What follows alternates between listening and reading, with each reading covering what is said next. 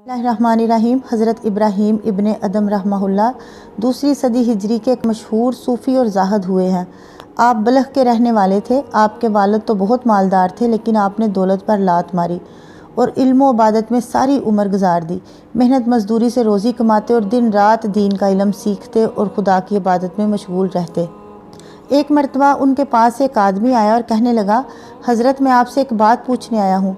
कुरान शरीफ में अल्लाह का फरमान है, उजीबुद्दावाता दाई, मैं दुआ करने वालों की दुआ कबूल करता हूँ।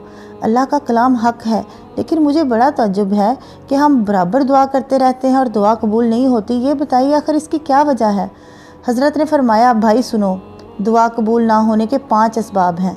तुमने अल्लाह को तो पहचाना, लेकिन उसका हक़ अदा नहीं करते।